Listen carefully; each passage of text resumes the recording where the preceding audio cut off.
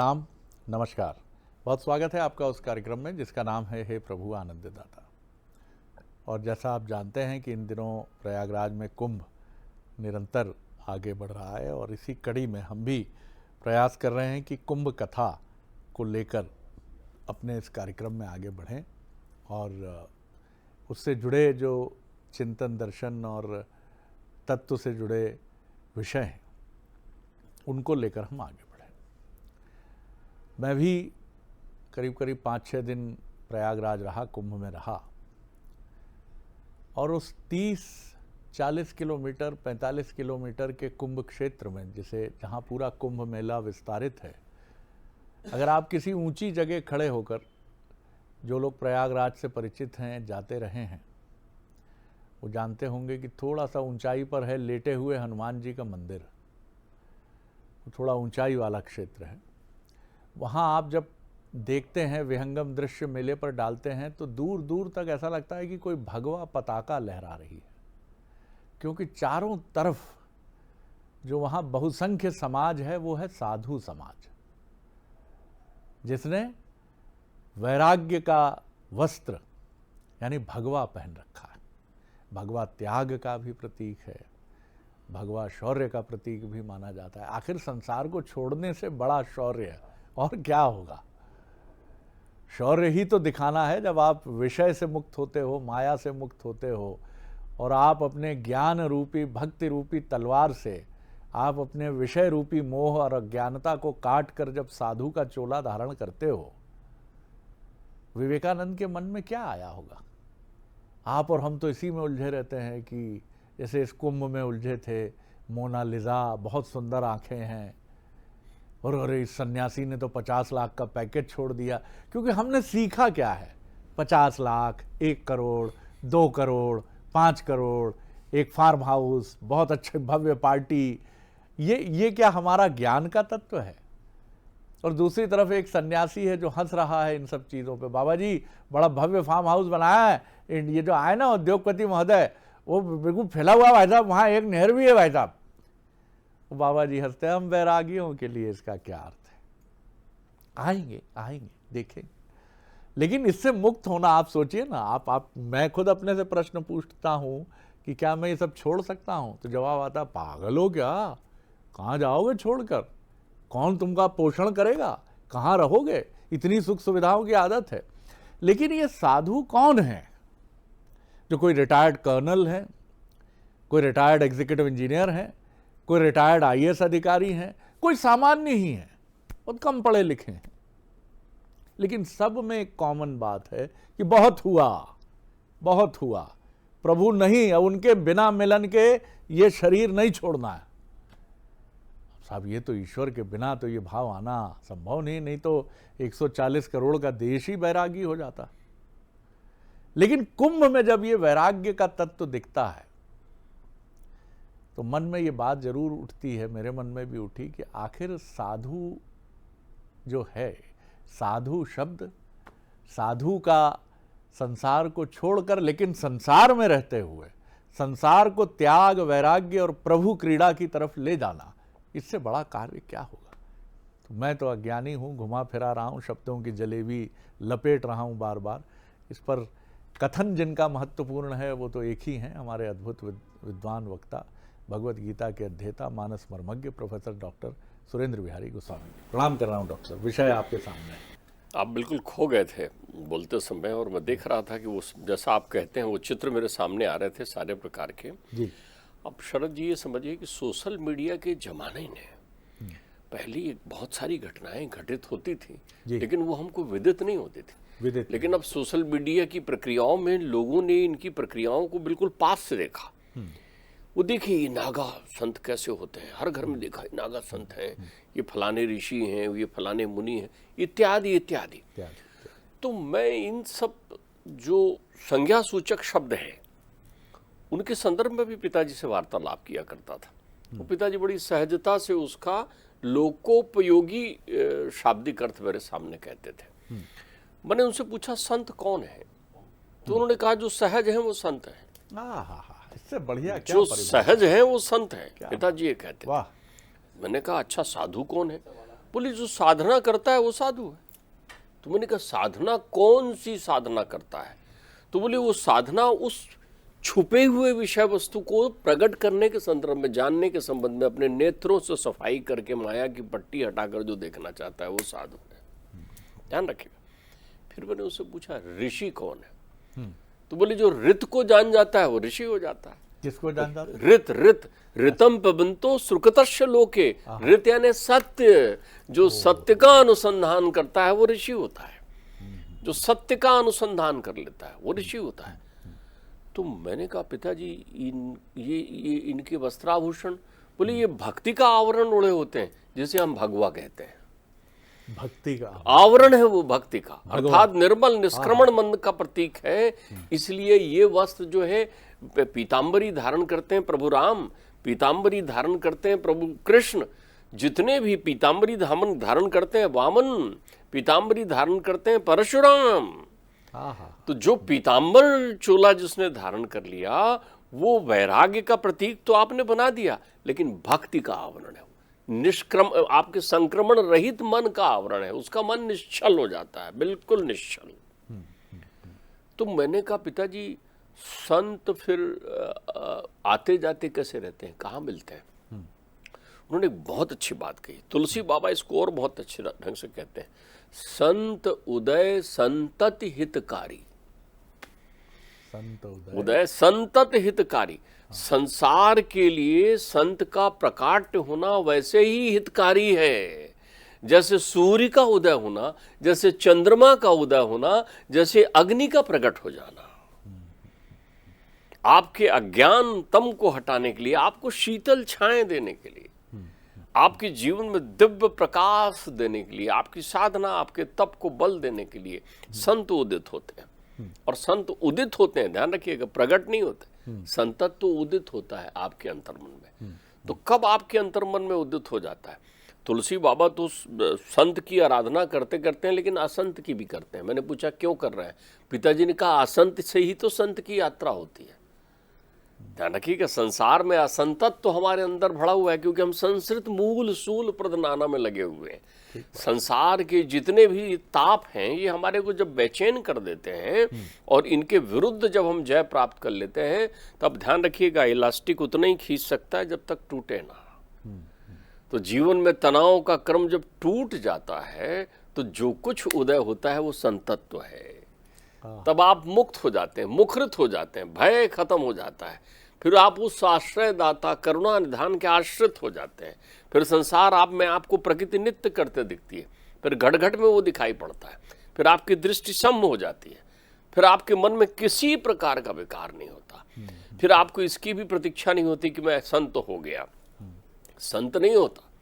मैंने अपनी रचना बनाई थी, उसमें मैंने कहा था, वो मेरी प्रक्रियाएं थी कि एक वो कहता था और मन महंत हो गया, प्रेम गीत मंत्र हो गया, कलुषित मन संत हो गया, और प्रभु मंदिर हो गया ये तन, और मन महंत हो गया।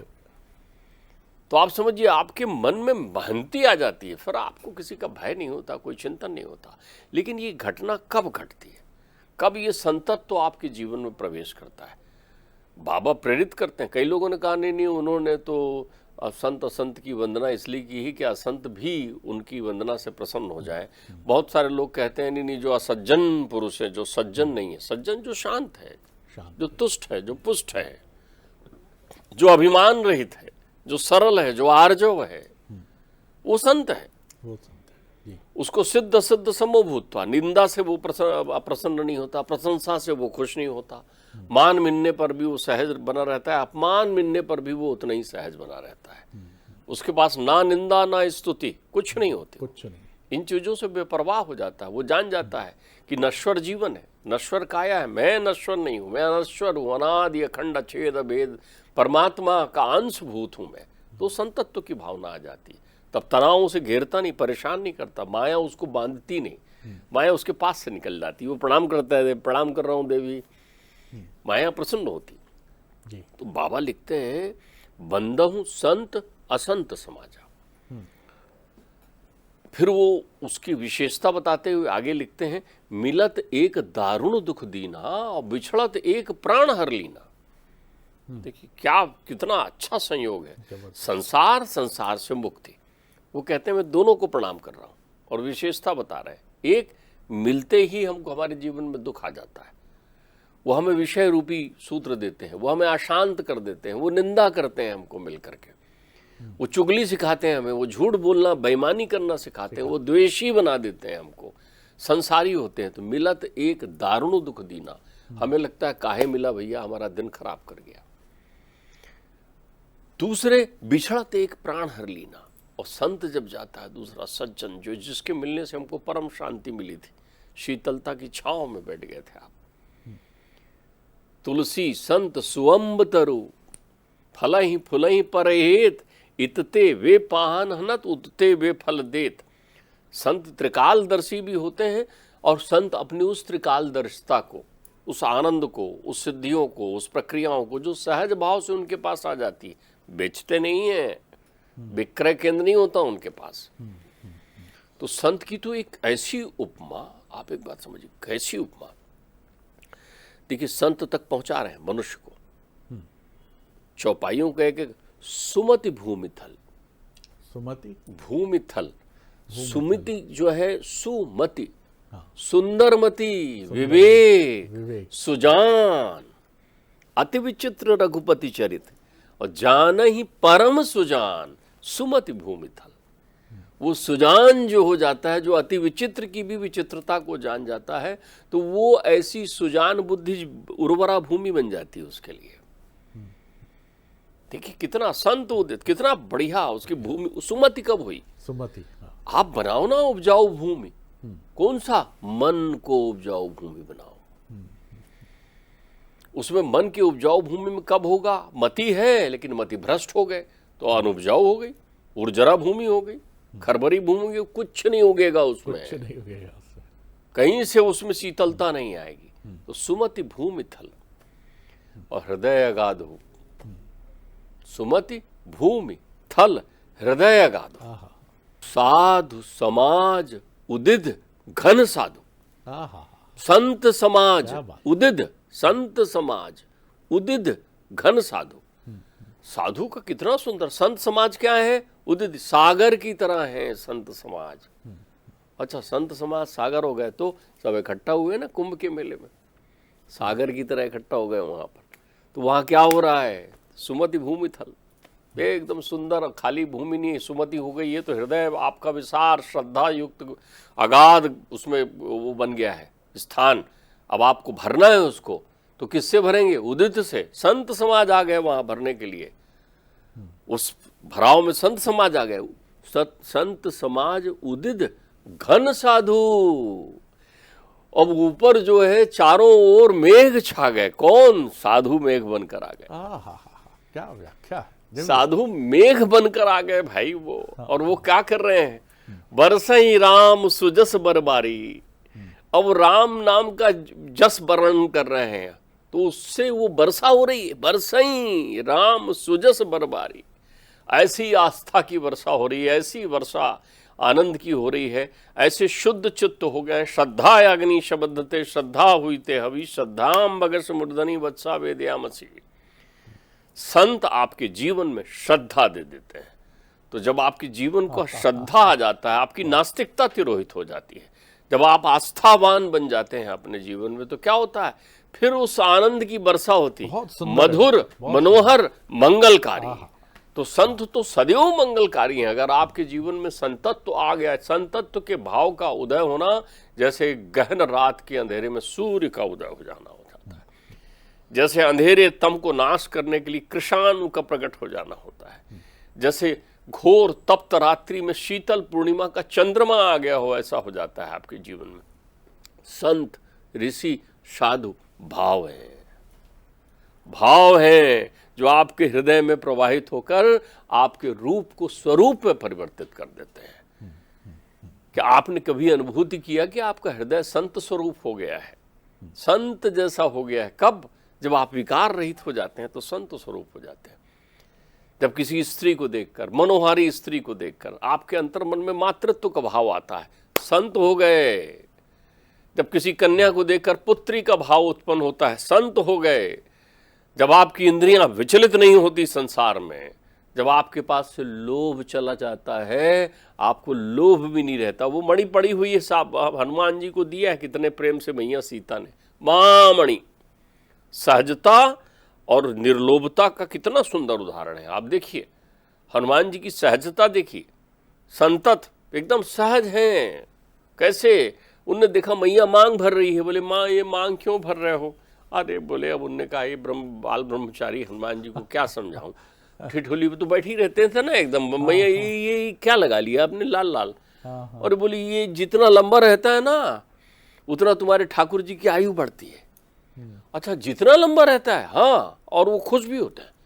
अच्छा अच्छा अच्छा। दूसरे दिन राज दरबार में पहुंच गए, पूरे शरीर में उनने सिंदूर लगा रखा था। सब हंसने लगे। ठाकुर जी ने कहा इधर आ, बोले बैठ यहाँ, क्या बात है, ये क्या लीला है तेरी? अरे बोले महाराज मैया ने बताया कि आपकी आयु बढ़ती है ऐसा लंबा लगाने से, तो मैंने पूरे शरीर में ही लगा लिया कि आपकी आयु जो है मेरे शरीर के भांति जो है ऐसे बढ़ते रहे। क्या भाव है। माणिक्य की मणि मिल रही है उनको, माणिक्य मिल रही है। देखिए कैसी साधुता है, कैसी सज्जनता है। वो तोड़ तोड़ के देख रहे हैं, मैया एक में भी नाम नहीं लिखा है परमात्मा के, कांच के टुकड़े की तरह मेरे किस काम का। तो आपके जीवन में जब निर्लोभता आ जाए, आपके जीवन से जब तृष्णा तिरोहित हो जाए, आपके जीवन में जब काम समाप्त हो जाए, आपके जीवन में जब केवल आनंद आनंद हो परमार्थ के लिए, संत का जीवन, संत जिस दिन संतत्व को प्राप्त करता है वो अपना पिंडदान खुद कर देता है कि मैं नहीं हूं, मेरा जीवन में संन्यास, सन्यासी शब्द का उपयोग होता है। जो संसार के लिए न्यासी हो गया, ट्रस्टी हो गया संसार का, वो सन्यासी है। वो कहता है मेरा जीवन जो कुछ भी परमात्मा ने दिया है संसार के लिए है। वो यश प्राप्त करने नहीं आता, वो अपयश या प्रसन्न नहीं होता, वो घूमता है, वो लीलाएं करता है। आपकी दृष्टि है, दृष्टिपूतम समाश्रित्य वस्त्रपूतम प्रभेजले। आप देख कर क्या बोलते हैं इससे उस पर प्रभाव नहीं पड़ता। आप पूछते हैं कैमरा लेकर, क्षमा करना, आप पूछने जाते हैं, हाँ आपको कौन सा मंत्र आता है, वो ऐसा देखते हैं मणिमन अभी इनको कौन सा मंत्र सुनाऊं, आप कितने दिन से ऐसा कर रहे हैं, आप इसको क्यों लगा रहे हैं। इन जिज्ञासाओं का अंत क्या है? रावण का रावणत्व तो समझा देता है संत, लेकिन अब आप उससे पूछने चले जाएंगे रावण के पिताजी कौन, उनके नाना जी कौन, वो कैसे आए थे, किधर आए थे, तुमको कुछ नहीं मालूम। आप संत का टेस्ट लेने जा रहे हैं। कमाल के लोग हैं आप।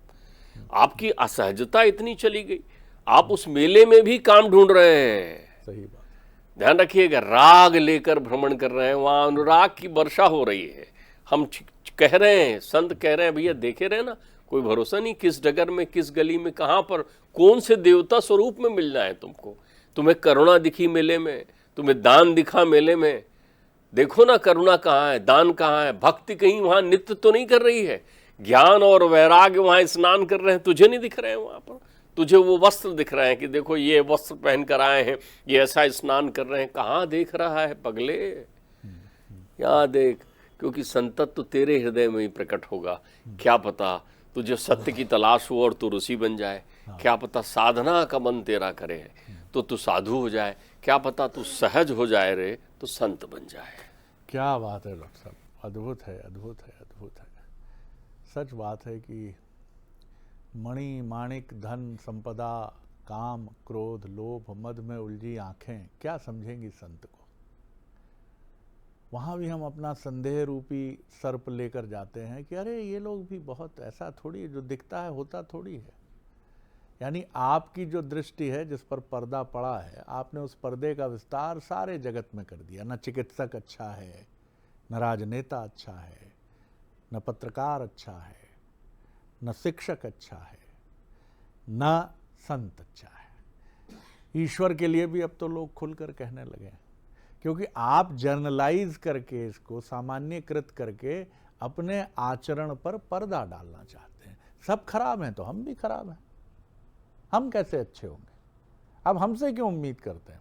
उनको देखिए, वो भी तो गड़बड़ है, वो तो संत कहलाते हैं। कितना कपट आचरण है हमारा मनुष्य का। हम क्या जानते हैं इस दुनिया के बारे में? हम जिस दुनिया में, अगर शिक्षक हैं तो शिक्षा की बात ठीक है, पत्रकार हैं तो पत्रकारिता की बात ठीक है, राजनेता हैं तो पॉलिटिक्स की बात ठीक है, लेकिन संत जब आप नहीं हैं तो संत समाज को क्या देखते हैं भाई, और कैसे समझ रहे हैं आप? हनुमान जी लाल देह लाली लसे। अब वो सहज संत जो है वो तो इतना समझ पाया कि मेरे इष्ट जो है उनकी उम्र बढ़ती है, स्वयं को लाल कर लिया, चोला चढ़ता है। ये है संतत्व। आपकी हमारी तरह नहीं कि फार्म हाउस, 3000 स्क्वायर फीट का प्लॉट, वो कौन सी पॉश कॉलोनी में रह रहे हैं, बच्चे यूएस जा रहे हैं, तो करते रहिए साहब। तो माया है, माया महा ठगिनी में जानी। कबीर के आनंद को कभी समझ पाएंगे आप? कि आग लगी हमारी झोपड़िया में और हम गावई मल्हार, नहीं समझ पाएंगे। इसलिए हमेशा कबीर आपके लिए प्रश्नांकित होंगे। हमेशा रत्नावली जी की एक सीख से तुलसीदास बनने वाले अनन्य मानस मर्मज्ञ तुलसीदास को नहीं समझ पाएंगे। ठहरिए, संत बहुत बड़े हैं, और आज भी इस धरा पर संतों की ऐसी जमात है कि जिनको अगर हम थोड़ा सा भी समझ लें। सियाराम बाबा, हा, प्रणाम है इनके दिव्यत्व को।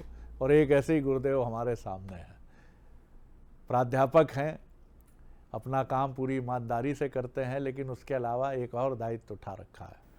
जो पिता से विरासत में मिला वेद पुराण उपनिषद का ज्ञान, उस थाती को अपनी सीमा मर्यादा के भीतर पहुंचा रहे हैं। प्रणाम कर रहा हूं डॉक्टर साहब, आपको प्रणाम कर रहा हूं।